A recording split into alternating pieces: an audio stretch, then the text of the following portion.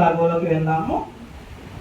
మనందరికీ తెలిసిన స్త్రీలమైన మనము మొదటిగా శాంతరాళ్ళం అయినప్పటికీ కూడా స్త్రీలముగా ఉంటున్న మనము కొన్ని విషయాలు నేర్చుకోవాల్సిన వారం ఏంటా ఉన్నాం. మనందరికీ తెలిసిన వాక్య భాగాలు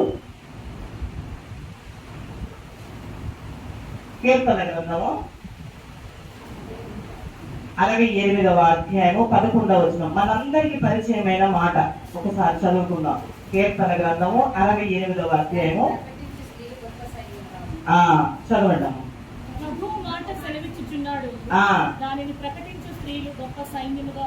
ఏంటి అంటే ప్రభువు మాట సెలవిచ్చుచున్నారు, దాన్ని ప్రకటించు స్త్రీలు. ఈ వాగ్దానం నెరవేరిందా లేదా? ఎక్కడ చూసినా ఒకప్పుడు ఏ గృహానికి గృహకూడికలు పెట్టుకుంటే పాస్టర్ గారే ఉంటారు కదా. మా చిన్నతనంలో అది పుట్టినరోజు, పెళ్లి రోజు, పెద్ద పిల్ల ఫంక్షన్ ఏదైనా కూడా ఎవరుంటారు? పాస్టర్ గారే ఉంటారు. ఇప్పుడు కొన్ని మార్లు దైవ సేవకులకి కొన్ని పనులు ఉన్నా కానీ అన్ని కార్యక్రమాలు సమర్థవంతంగా ఎవరు నడిపిస్తున్నారు కదా. ఇప్పుడు ప్రభువు మాట నెరవేర్చబడిందా లేదా? నెరవేర్చబడింది, మంచిది. అయితే ఈ వాక్య భాగాలను బట్టి మనం చాలా సంతోషిస్తూ ఉంటాము. మన గురించి కొన్ని వాక్య భాగాలు దేవుడే చెప్పాడు. స్త్రీ బలహీనమైన ఘటమని కదా. స్త్రీ ఎవరట? ఒప్పుకున్నాం అన్నమాట. ఎలా బలహీన చెప్పండి? శరీర విషయంలోనా, మనసు విషయంలోనా, ఆత్మ విషయంలోనా? ఈ మాట మనకు తెలిసి ఉండాలి. అవునా? బలవంతులమి అని ధైర్యంగా చెప్పాలి అంటే అది తెలిసి ఉండాలి. లేదు మేము బలహీనులు అని తెలియటానికైనా ఏం కావాలి మనకి? మీరేమనుకుంటున్నారు? మనం బలహీనులమా బలవంతులమా?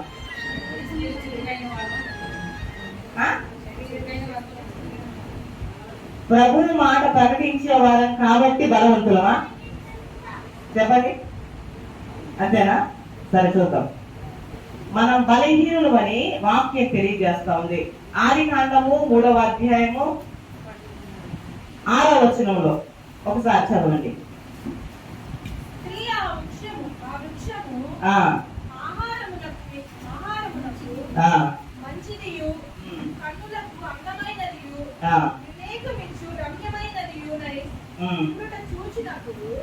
ఆమె దాని ఫలములలో కొన్ని తీసుకొని తిని తనతో పాటు తన భర్తకును ఇచ్చేది. ఆమేన్, హల్లెలూయా.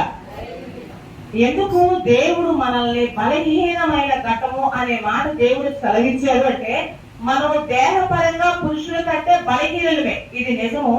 అంతకంటే ముందుగా మనము మనసులోను, అవునా, అంటే ఆలోచనల విషయంలోనూ బలహీనులమే. మొదటిగా మోసగించబడిన వ్యక్తి ఎవరు చెప్పండి? స్త్రీకి తొందరపాటు స్వభావం ఎక్కువగా ఉంటుంది. అంటే మనం ఎంత సేవకురాలు అయినప్పటికీ ఒక పురుషుడికి భార్యలు కాబట్టి చాలా విషయాల్లో తొందరపాటు మనసు మనం కలిగి ఉంటాం కదా. మోసపోయే గుణం మనకే ఉంటుంది, అవునా కదా. అంటే త్వరగా నమ్ముతాము, త్వరగా ప్రేమిస్తాము, త్వరగా ఏడుస్తాము, త్వరగా మోసగించబడతాము. ఇది మాత్రం నిజము. అందుకని ఈ బలహీనమైన మనకి ప్రభువు చెప్పిన ఈ మాట, ప్రభువు సెలవిచ్చుచున్నారు, దాన్ని ప్రకటించు స్త్రీలు గొప్ప సైన్యముగా. ఇది గొప్ప అద్భుతం. బలహీనమైన మనకి దేవుడు ఎంత కృపనిచ్చాడు. బలమైన దేవుని మాటలు మోసుకొని వెళ్ళి అనేకులకు ప్రకటించే భాగ్యాన్ని దేవుడు మనకి ఇచ్చాడు కదా. ఇప్పుడు మనం గొప్పవాళ్ళే కదా. పౌలు గారు అంటాడు, నేను ఎప్పుడు బలహీనులో అది. ఇప్పుడు దేవుడు మనకిచ్చిన బలం ఏంటి? మన మనసుని, మన హృదయాన్ని, మన ఆలోచనల్ని, మన దేహాన్ని బలపరుచుకునే శక్తి దేవుని మాటల ద్వారాగా మనకి దొరికింది కదా. ఇది గొప్ప భాగ్యమై ఉంటా ఉంది. అందుకని స్త్రీలుగా మనం ఉంటా ఉన్నప్పుడు, ఒకటి సేవకు మనం పిలువబడకుండా ఉన్నప్పుడు, విశ్వాస జీవితం మనం జీవించేటప్పుడు, దానికంటే ముందు రక్షణ లేకుండా మనం జీవించే ఈ సమయంలో స్త్రీలుగా మనకి అనేకమైన బాధలు, వేదనలు కుటుంబాల్లో మనం కలిగి ఉంటాం. అవి ఎలాంటివి అని చెప్పాలంటే ప్రతి ఒక్క స్త్రీ హృదయంలో ఒక తుఫాను ఉంటుంది. మీరు నమ్ముతారా? మీరు నమ్ముతారా? ఎన్నో అప్పులు, ఎన్నో బాధలు, బిడ్డల బలహీనతలు, అనేక పరిస్థితులు. పురుషుడు ఎలా ఉంటాడు? ఏమి కలిగినా ధైర్యంగా ముందుకెళ్తాడు. నువ్వేం ఆలోచించొద్దు అని అన్నప్పటికీ మరి మనందరికి హృదయాల్లో గొప్ప తుఫాను లాంటి పరిస్థితులు కదా. తర్వాత మనం రక్షించబడతాము. రక్షించబడిన తర్వాత దేవుని సేవా పిలుపును అందుకుంటాం. దేవుని సేవా పిలుపును అందుకున్న తర్వాత దేవుడు ఒక కుటుంబాన్ని, ఒక వ్యక్తి జీవితాన్ని జీరో చేస్తాడు. ఇది మీరు నమ్ముతారో లేదో, దేవునికి వెనకల మనం ఎంత గొప్ప వ్యక్తులు అయినప్పటికీ దేవుని యొక్కకు మనం వచ్చిన తర్వాత ప్రతి విశ్వాసిని లేకపోతే ప్రతి సేవకుల కుటుంబాన్ని దేవుడు జీరో చేస్తాడు. ఏ విషయాల్లో? బంధువులు శత్రువులు అయిపోతారు కదా. అప్పుడు మనకి స్నేహితులు ఎవరు ఉండరు. ధనము విషయంలో, అన్ని విషయాల్లో మనల్ని జీరో చేస్తాడు. అప్పుడు మన లోపల తుఫానులు ఇంకా అధికమైపోతాయి కదా. తుఫాను అంటే ఎంత భయంకరంగా ఉందో చెప్పండి. తుఫాను అనే మాట వినగానే నేను కట్టుకున్న చిన్న ఇల్లు, నేను పెంచుకున్న చిన్న పిల్లలు ఏమైపోయిందో అనే ఎంత భయం కలుగుతుంది. తుఫాను అంటే అంత భయంకరమైంది. అయితే కుటుంబంలో భార్యాభర్తలుగా ఉన్నప్పుడు ఈ తుఫాను ఎవరి మీద ప్రభావితం చేస్తుంది అంటే ఒక స్త్రీ మీదే. ఎందుకని? బలవంతున్నది కదిలించలేదు, అందుకని పురుషుడిని కదిలించిద్దా? మరెవరు కదిలించింది? అది సంగతి. అందుకని మనం నేర్చుకోవాల్సిన విషయం ఏంటి అంటే బలహీనులమే కానీ దేవుడు మనల్ని బలపరుస్తాడు అనే ఒక విశ్వాసము, నిరీక్షణతో మనము ముందుకు వెళ్తా ఉన్నాం. అయితే ఈ దేవుని మాట ప్రకటించే మనము కొన్ని నేర్చుకోవాలి, కొన్ని వదిలిపెట్టాలి. ఏం చేయాలి చెప్పండి? కొన్ని ఎవరిని చూసి నేర్చుకోవాలి? మనం అనుకుందాం, నాకు ఈ భాషణము గారు బాగా ఎక్కువగా అలవాటు అనుకుందాం. ఆమెను బట్టి నేను కొన్ని నేర్చుకోవచ్చా? ఏదో 1, 2 ఓకే. కానీ పూర్తిగా నాకు మాదిరి ఎవరై ఉండాలి? యేసు ప్రభు. యేసు ప్రభువును కలిగి జీవించిన భక్తులై ఉండాలి. అలా కొంతమంది స్త్రీలను మనం ఈ సమయంలో చూద్దాము. మనకి సమయం వస్తా ఉంది, 1:30 అయిపోయింది. ముందుకెళ్దాం. సమూయేలు గ్రంథంలో కొన్ని మాటలు మనం చూద్దాము. మొదటి సమూయేలు గ్రంథము 1వ అధ్యాయము 6వ వచనములో మనకి 2 స్త్రీలు కనబడతా ఉంటారు.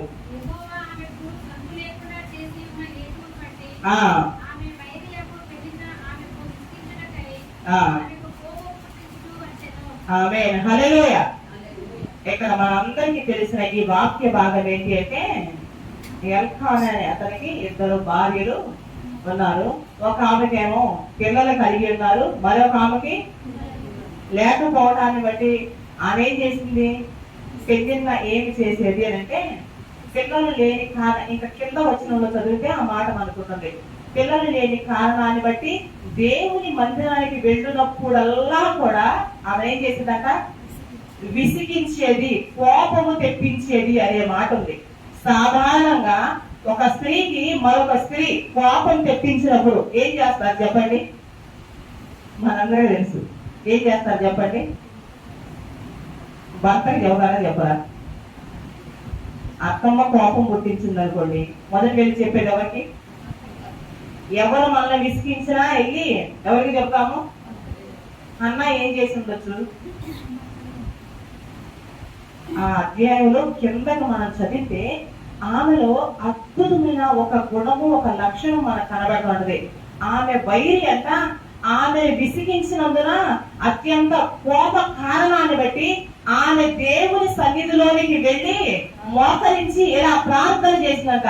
తన వైరి విసిగించి కోపాన్ని పుట్టించిన కారణాన్ని బట్టి తాను దేవుని సన్నిధిలో దేవునితో నేను మనవి చేసుకోవాలి అనే ఆలోచన తాను కలిగి ఉన్నదంట. హల్లెలూయా.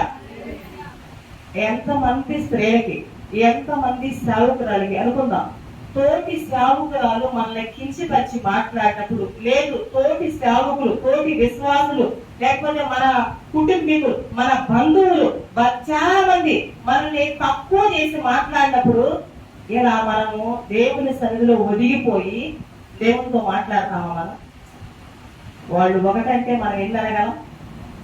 ఎన్ని అనగలం చెప్పండి? మన వాక్ చాతుర్యాన్ని బట్టి ఎన్నైనా మనము అనగలము. దేవుని సేవలో ఉన్న మనము మరి ముఖ్యంగా దేవుని మాటలు ప్రకటించే మనకి ఉండవలసిన లక్షణం ఏంటి అంటే, మనల్ని ఎదుటి వారు గాయపరిచినప్పుడు, మనల్ని ఎదుటి వారు నిందించినప్పుడు, ఎదుటి వారు తక్కువ చేసి మాట్లాడినప్పుడు మనకు రావాల్సింది కోపము. ఆ కోపంలో ఏం కలిగి ఉండాలంటే, దేవుని యొక్క నేను ప్రార్థన చేయాలి. ఏ పొదుగును బట్టి వారు నన్ను మాట్లాడుతూ ఉన్నారో, ప్రభువా నీవు శక్తివంతుడివి, నీవు నాకు ఇది చెయ్యగలవు అని దేవుని సన్నిధిలోకి వెళ్ళి పట్టుదల కలిగిన ప్రార్థన మనము చెయ్యగలగాలి. ఎప్పుడు మనకి ఎదుటి వారు కోపాన్ని, ఈ పని మనము ఎవరిలో నేర్చుకోగలము అంటే హన్నాలో ఈ మాట మనము నేర్చుకోగలము. కోపం కలిగినప్పుడు మనందరికీ తెలుసు కదా, కోపం కలిగినప్పుడు, అందుకే దేవుని వాక్యం ఇలా తెలియజేస్తుంది కదా, కోపపరుడు గాని. ఎందుకని ఆ మాట దేవుడు చెప్పాడు? కోపము కలిగినప్పుడు సాధారణంగా మనిషి ఏం చేస్తాడు చెప్పండి? యేసు ప్రభు వారు అంటాడు, నీ పొరుగు వారిని వ్యర్థుడా అనే మాట. మరి మనకి కోపం కలిగినప్పుడు మాట్లాడే మాటలు ఇవే కదా. అప్పుడు వరకు ప్రాణ స్నేహితులుగా ఉన్న మనము విరోధం కలగగానే నువ్వు ఎలాంటి వాడు నాకు ముందే అంటావా? నువ్వు పనికి రాని వాళ్ళని తెలిసి కూడా ఇన్ని సంవత్సరాలు నేను నీతో సహవాసం చేసేది చూడు అంటామా? అంటే కోపం కలిగినప్పుడు తోటి మనిషిని వ్యర్థుడా అనే మాట త్వరగా మనము మాట్లాడతాము. ఆ విషయాల్లో శ్రేయమైన మనము ఇంకా ముందుకి వెళ్ళి మాట్లాడతాం. ఇది నిజం కదా. అందుకే దేవుడు చెప్పాడు, కోపపరుడు కానీ పాపము అది. ఎందుకంటే నరుని కోపము దేవుని నీతిని అది. మనం పరీక్షించుకోవాల్సిన విషయాలు ఏమైనా ఉన్నాయి అంటే, కోపం కలిగినప్పుడు మనం ఎదుటి వారిని ద్వేషించడమే కాకుండా మరొక ఆజ్ఞను మనం మీరుతా ఉన్నాం. కొత్త నిబంధనలోకి వచ్చిన తర్వాత దేవుడు మనకి ప్రధానమైన 2 ఆజ్ఞలు ఇచ్చాడు. ఏంటది? మొదటి ఆజ్ఞ ఏంటి? మొదటి ఆజ్ఞ పూర్ణ హృదయంతో, పూర్ణ మనస్సుతో, పూర్ణ శక్తితో మనం ఆయన్ని సేవించాలి. రెండవది నిన్ను వలే, అంటే మొదటిగా ఎవరిని ప్రేమించాలంట? మనల్ని. రెండవది, ఇప్పుడు కోపం కలిగినప్పుడు మనం కోల్పోయే గుణం ఏంటి చెప్పండి? ఏం కోల్పోతాం?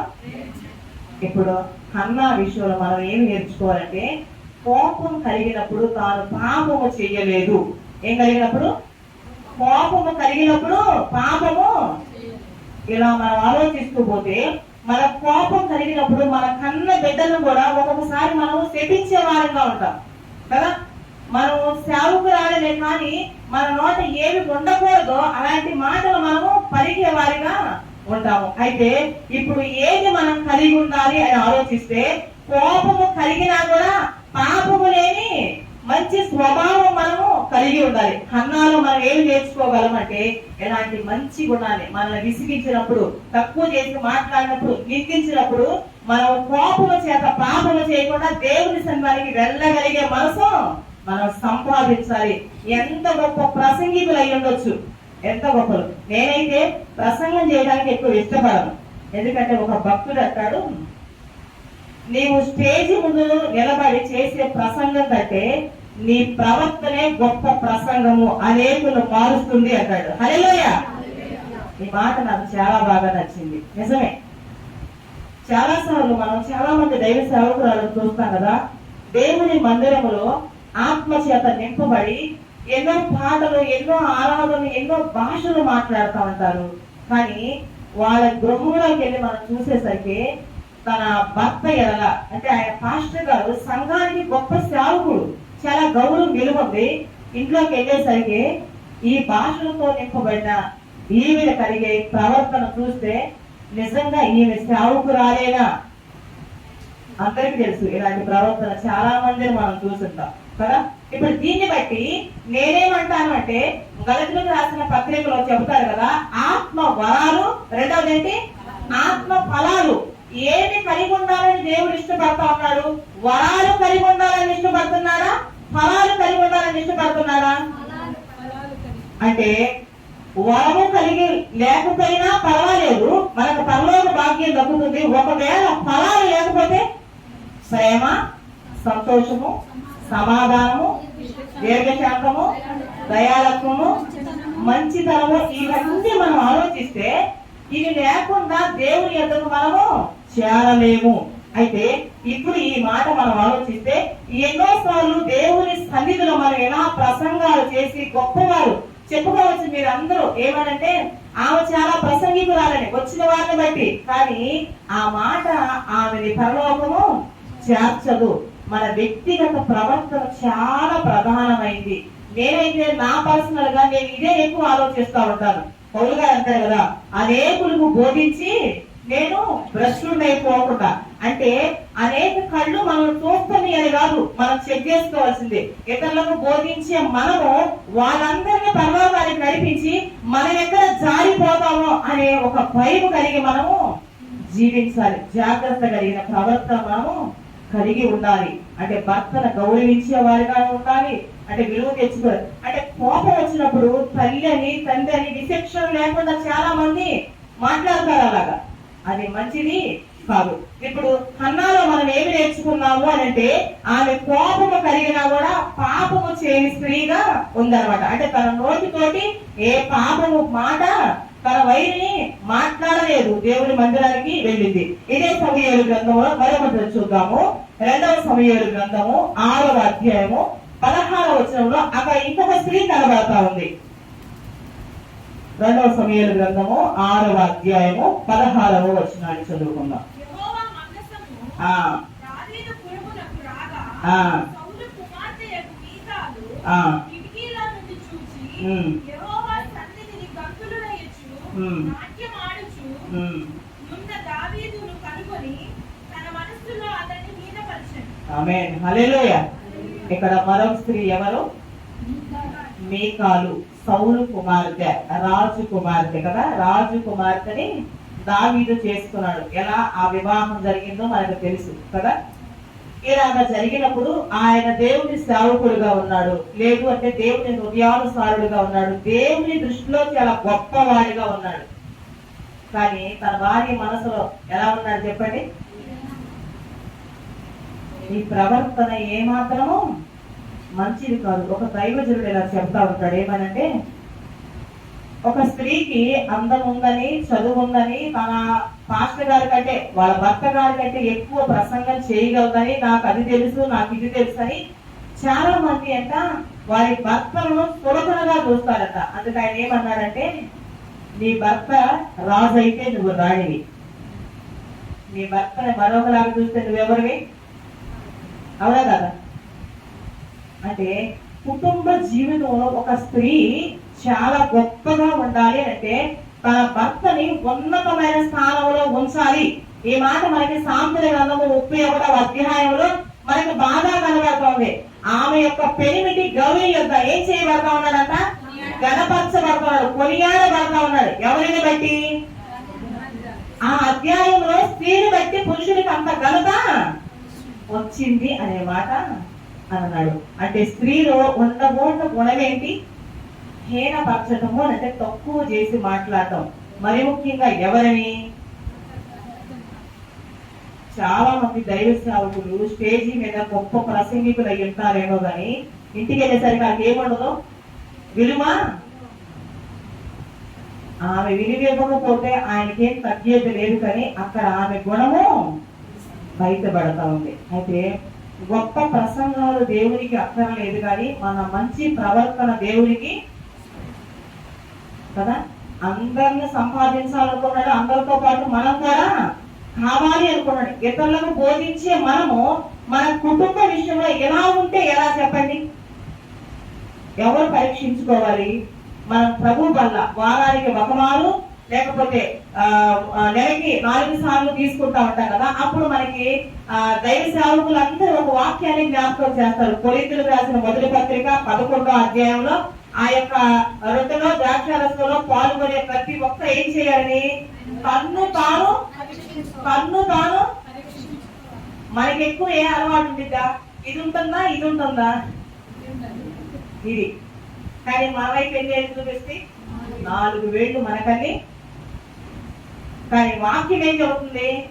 ప్రతి వాడు తను తానంటే దేవుని యొక్క శరీరము రక్తం మన ముందుకు వచ్చినప్పుడు మాత్రమేనా, ఎప్పుడునా? దాని యొక్క అర్థం ఏంటి అంటే ఎప్పుడును, ఎప్పుడు ప్రతి వాడు తనను పరీక్షించుకోవాలి. అయితే ఇప్పుడు ఈ స్త్రీ ఏం చేసింది? రాజు కుమార్తె గాని ఆమెలో మంచి గుణవతి అయిన భార్య దొరుకుతా అరుదంట. ముత్యాలు ఎక్కడంటే అక్కడ రోడ్ల మీద అమ్ముతారు. మనకి ఎక్కడ దొరుకుతాయి? సముద్ర అడుగు భాగంలో కదా. వాటిని అంటే సంపాదించడానికి ఎక్కువ సంపాదించే విషయంలో కూడా ప్రాణాలు పోతే పోయినాయి అని అందరూ సాహసము చెయ్యరు. అయితే స్త్రీని దేవుడు దేనితో పోల్చాడు? ముత్యముతో పోల్చాడు. ముత్యము చాలా విలువైనది, బంగారం కంటే వెండి కంటే కదా. అది చాలా విలువైనది, దాని రేట్ ఎక్కువగా ఉంటుంది. స్త్రీలమైన మనకి దేవుడు ఎంత గొప్ప ఆధిక్యతను ఇచ్చాడో చూడండి. బలహీనమైన ఘటన అంటూనే మళ్ళీ ఆయన ఏమంటున్నారు? ముత్యము కంటే ఏం కలిగిన స్త్రీ గుణవతి అయిన కదా. గుణము చాలా ప్రధానమైనది. ఇప్పుడు ఇక్కడ ఏమేం కోల్పోయేది చెప్పండి? తన భర్త యొక్క గుణాన్ని, భర్త యొక్క స్త్రీకి మంచి సాక్ష్యం ఉండాలి. మన ముందు మన వెనక. చాలా మంది పాస్టర్ గారు భయపడి చెబుతా ఉంటారు. ఎవరైనా వచ్చినప్పుడు మా భార్య నన్ను చాలా బాగా చూసింది, అది అబద్ధం. కానీ ఆమె వెళ్ళిపోయిన తర్వాత నిజంగా మనసారా మాట్లాడండి అంటే ఆమె ప్రార్థన చేసింది, కానీ నన్ను అడిగితే అసలు ఎన్ని వేస్ట్ అంటాడు ఆయన. ఎందుకంటే భర్త ఎలా చూసుకోవాలో తెలియదే అన్ని వదిలిపెట్టి ప్రార్థన పరిగెత్తింటారంటారు చాలా మంది. లేరు అలాంటి వారు? అయితే గుణము చాలా మనకి అవసరమై ఉంటా ఉంది. చూడండి, స్త్రీకి ఈ గుణము చాలా గొప్ప భాగ్యము దేవుడు స్త్రీకి ఇచ్చాడు. ఏంటి? కుటుంబాన్ని, జ్ఞానవంతురాలు తన కుటుంబాన్ని, తన ఇల్లు కట్టుకోవడానికి దేవుడు కృపనిచ్చాడు. ఇల్లు మన చేత కట్టబడుతుందట. యెహోవా ఇల్లు కట్టించలేదా దాని కట్టువారి ప్రయాస. కానీ ఇల్లు కట్టింది దేవుడైనా మళ్ళా మన ఇల్లు కట్టమంటున్నాడు. ఏంటి? మన వివేకం, మన జ్ఞానం, మన తెలివి చేత అది మళ్ళా చక్కగా కట్టబడాలి అనంట. వివేకము లేని స్త్రీ పంది ముక్కులున్న బంగారు. ఎక్కడ ఎలా ప్రవర్తించాలో నీకు తెలియకపోతే ఏంటంట? పంది ముక్కులో బంగారం పెడితే ఎంత అసహ్యంగా ఉంటుందో చెప్పండి. అది మళ్ళీ వెళ్ళి అక్కడే. అయితే ప్రవర్తన, గుణము అనేది చాలా మనకి అందమైనది. అది అలంకారమైన దేవుని వాక్యం చెబుతుంది. మనకి గుణం ఏంటంట? అలంకారము. బోధించడం గొప్పదా లేకపోతే మన యొక్క ప్రవర్తన గొప్పదా అని మనం అడిగితే, లేకపోతే మనం ఆలోచిస్తే నేనంటాను గుణమే గొప్పది. నువ్వు ప్రసంగం చేయకపోయినా అక్కర్లేదు, కానీ నీ గుణము చాలా దేవుని సంతోషపరుస్తూ ఉంది. మన ప్రసంగాలు అక్కర్లేదు దేవునికి కదా. మన గుణము చాలా అవసరమైనది. అయితే ఆమె ఏం చేసిందంట? తన భర్తని తన మనసులో హీనపరిచిందంట. ఏం చేసినందుకు? దేవుని సన్నిధిలో నాట్యం ఆడాడు. మనసు వచ్చిందనే ఒక సంతోషంలో తాను నాట్యం ఆడుతా ఉన్నప్పుడు ఆమె ఏం చేసింది? హీనపరిచింది. నీవు రాజు అయ్యుండి ఆజ్ఞాపించగలిగిన స్థానంలో ఉండవలసిన నీవు సాధారణమైన మనుషులతో నీ వినాద నాట్యం చేస్తావా అని దేవుని కొరకు అన్ని మర్చిపోయాడు దావీదు కదా. దేవుణ్ణి ప్రేమించే మనసు దావీదుది. అయితే ఆయన ఆ స్థానంలో దిగిపోయాడని తన భార్య ఏం చేసింది? హీనపరిచింది. అయితే ఎలాంటి గుణము స్త్రీలు కలిగి ఉండకూడదు. నువ్వు సేవకురాలు కావచ్చు, నీ ప్రసంగంలో వేల మంది మారొచ్చు, కానీ ఇలా హీనపరిచే గుణము నీకెంత తెలిసినా నీ భర్తని తక్కువ చేసి మాట్లాడే అధికారము నీకు లేనే లేదు. మంచిది కదా. ఈ 2 మాటలను బట్టి మనం ఇవి కలిగి ఉండొచ్చా ఉండకూడదా? ఇవి కలిగి ఉండకూడదు. అయితే మరి ఏం కలిగి ఉండాలి? ఇప్పుడు చూద్దాం మరొక వాక్య భాగాన్ని. 1 పేతురు పత్రిక 3వ అధ్యాయము 6వ వచనంలో ఇక్కడ అద్భుతమైన మాట మనకు తెలియజేస్తా ఉన్నాడు. 1 పేతురు పత్రిక 3వ అధ్యాయము 6వ వచనంలో, ఆ ప్రకారము శారా అబ్రహామును యజమానుడని పిలుచుచు అతనికి లోబడి ఉండెను. మీరు యోగ్యముగాను నడుచుకొనుచు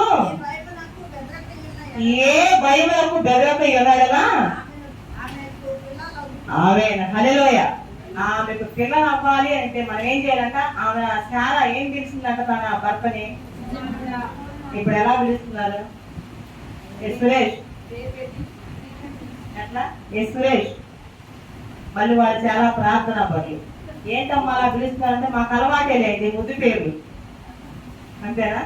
మళ్ళీ పేరులో సగం ముద్దు పేరు అంటది భర్తని. కానీ శారా ఏమని పిలిచింది?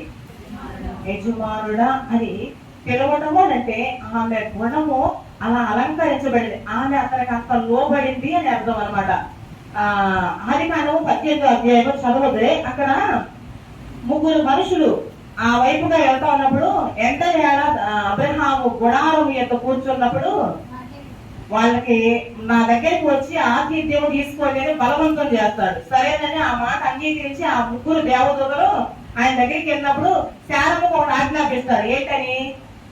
యజమానికన 3 మానికల పిండి, మెత్తని పిండి తీసుకొని రొట్టెలు చేసి దాని కొరకు మళ్ళీ కూర వండి ఈ విధంగా సిద్ధపరచమని అంటాడు. అదే లోబడని బాధ్యత. ఇప్పుడు ఈ జనరేషన్ లో ఉన్న మనం అయితే ఎవరిని అడిగి పిలిచే వారి ఇంటికి? నన్ను ఏమన్నా అడిగేవా? టైంలో వచ్చే వాళ్ళు ఒంటి పెద్దలంటూ అక్కడ మాట ఇచ్చేసావు, ఏం చేసుకుంటావో నాకైతే అంటామనవా? సేవకాలం అయ్యుండొచ్చు ఒకవేళ, ఈ మాట అంటామనవా? టైంలో నువ్వు ఈ విధంగా తెస్తే పైగా మాట ఇచ్చేసానంటున్నావు, నీ మాటతో నాకు సంబంధమే. ఇప్పుడు శారమ్మ గురించి ఎందుకు ఇలా యజమానుడు అని పిలవడం అంటే నోటితో యజమానుడు అని పిలవటం కాదు. ఈ రోజుల్లో చాలా మంది స్త్రీలు అంతా సమాజం ఉన్నప్పుడు అలానే పిలుస్తారు, ఏమండి అని అంటారు. లోపల పిలుపు వేరే రకంగా ఉంటుంది. యారా లేకుండా లేరు తప్పకుండా. అంటే యజమానుడు అనే పిలుపు మట్టుకే కాదు కానీ ఎందుకు ఆమెకు అంత అలంకారం ఇవ్వబడింది అంటే శారా గురించి ఆయన చెప్పగానే ఒకసారి చదువుదామా? ఆదికాండం 18వ అధ్యాయము. అది మనకి చాలా సంతోషాన్ని కలిగించింది ఆ మాట. చూడండి. మరియు అబ్రహాము వచ్చిన చెప్పు 18:7.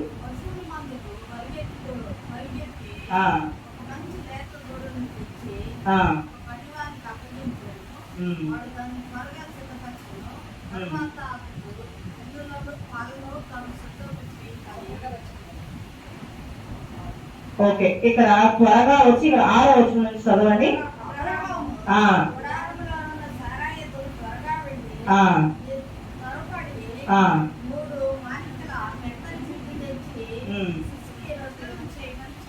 ఆమేన్, హల్లెలూయా. గుడారం ఉన్న శారా దగ్గరికి త్వరగా వెళ్ళి ఏమంటున్నాడు? ఈ విధంగా చెయ్యి అని చెప్పాడు. ఆమె ఒక్క మాట అయినా మాట్లాడింది అక్కడ. కింద వచనంలో సిద్ధపరిచింది అని ఉంటుంది. ఈ గ్యాప్ ఏమి లేదు అసలు ఈ మధ్యలో. వాళ్ళిద్దరూ సంభాషించినట్లు ఏమీ లేదు. అంటే శారాకి ఏది అలంకారంగా ఉంది, యజమానుడా అని పిలిచి ఆ పిలుపుకి తగిన విధముగా ప్రవర్తించింది అంటే లోబడింది అని అర్థం. ఏం చేసిందంట? లోబడింది. మనము కొన్ని విషయాలు చేస్తాము, కొన్ని విషయాలు చేయమంటే నీకేం తెలుసు, నీకేం తెలియదు అనే మాట మనం మాట్లాడతాం. చాలా సార్లు పురుషులను తక్కువ చేయడానికి చాలా సందర్భాలు ఉంటాయి. ఏదైనా ఒక గొప్ప వ్యక్తుల దగ్గరికి మనం వెళ్ళామనుకుందాం, లేకపోతే వారే మన దగ్గరికి వచ్చారనుకోండి, వారికి ఏదో ఒక ముఖ్యమైన విషయం చెప్పాలి. అయితే కొన్ని సందర్భాల్లో పురుషుడు కొన్ని ఎక్కువగా మాట్లాడే పరిస్థితులు ఉంటాయి కదా. అలాంటి పరిస్థితులు కలిగిన వారుగా ఉండి ఆ గొప్ప వ్యక్తి ముందుకు వెళ్ళినప్పుడు అతను మొదలు పెడతాడు.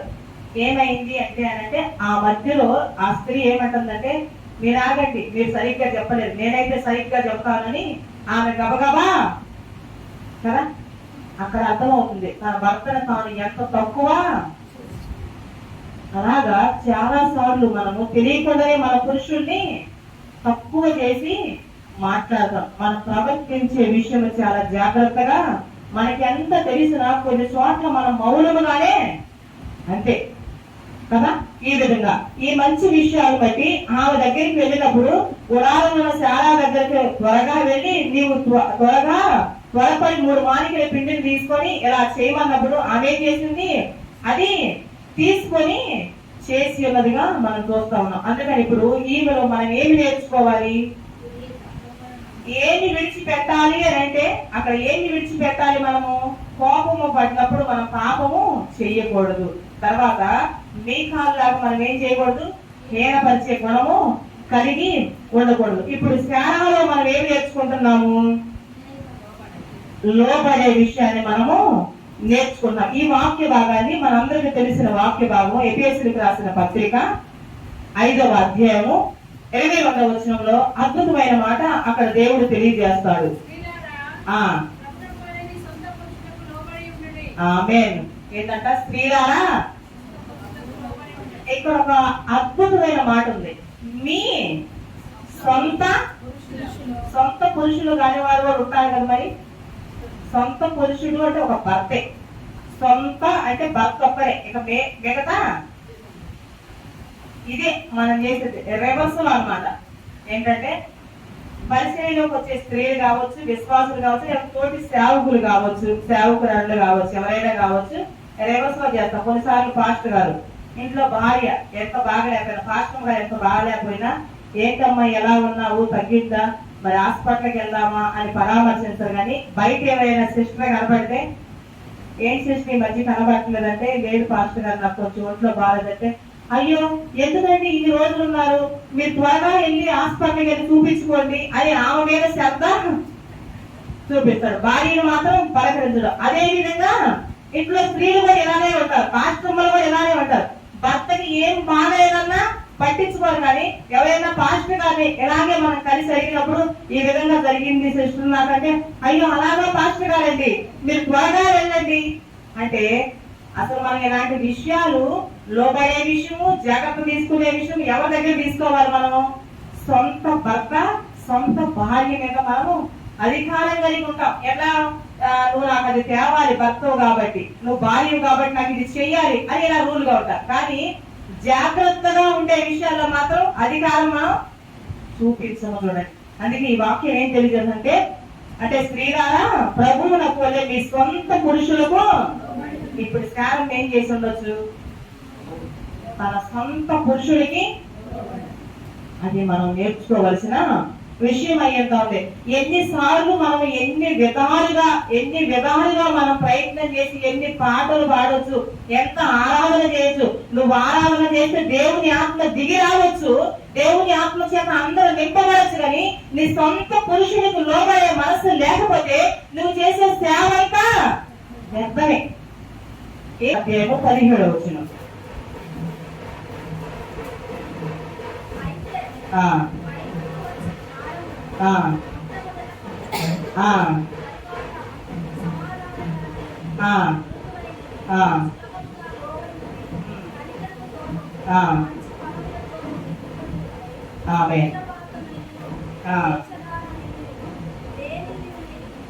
చాలు, హల్లెలూయా.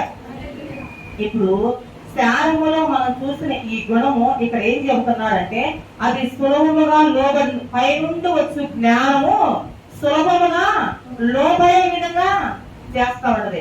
ఎందుకమ్మా నీ భర్తకు లోబడలేదు అంటే స్త్రీలు చెప్పే మాట ఏంటంటే, ఆయన అన్ని విషయాల్లో నన్ను అర్థం చేసుకోడు, నా విషయంలో చాలా తక్కువ చేసి మాట్లాడతారని కొన్ని సాకులు మనం చూపించి వాళ్ళని సులభం చేసి మనం మాట్లాడతాం కదా. కానీ దేవుడు ఏమంటున్నాడు, వాళ్ళు ఎలాంటి వారైనప్పటికీ కూడా ఇక్కడ ఏంటంటే పైనుంచి వచ్చే జ్ఞానము కొన్ని కార్యాలు చేస్తుందంట.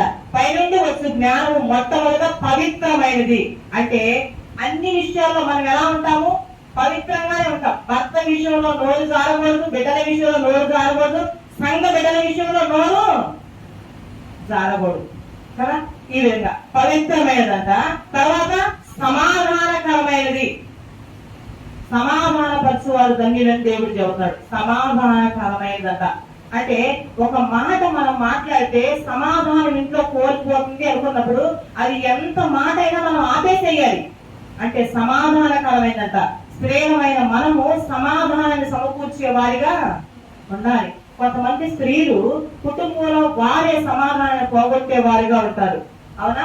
బిడ్డలు చిన్నగా ఉన్నసేపు బాగానే ఉంటారు. బిడ్డలు పెద్దగా వివాహాలు అయిన తర్వాత వాళ్ళు పాస్టర్లే వాళ్ళ కోడలను అడగండి ఏం చెబుతారు, ఆమె ప్రార్థన చేసింది, పాట పాడింది, అక్కడ మీకు దూత వలె కనబడింది, కానీ ఆమె అసలు రూపము ఇంట్లో మాకు కనబడుతుంది. అంటే కోడలి యొక్క మంచి సాక్ష్యము లేదు. ఈ విధంగా అంటే సమాధానాన్ని అంటే పాడు చేసేవారుగా ఉంటారు అని. అందుకని పైనుండి వచ్చే జ్ఞానము సమాధానకరమైనదంట, మృదువైనదంట, మరొకటి ఏంటంట సులభముగా. అది భక్తికి ఏ విషయమైనా మనం లోబడాలి అని అంటే అది పైనుండి వచ్చే జ్ఞానం మనకి కావలసి ఉంది అంట. దేవుని ఆత్మ ఉండి ఉండవచ్చు, కానీ మనకి జ్ఞానం కూడా చాలా ప్రధానమైంది. దేవుని ఆత్మ జ్ఞాన వివేకములకు ఆధారము. దేవుని ఆత్మ నీవు కలిగి ఉంటే సులభంగా ఏం చేస్తావు?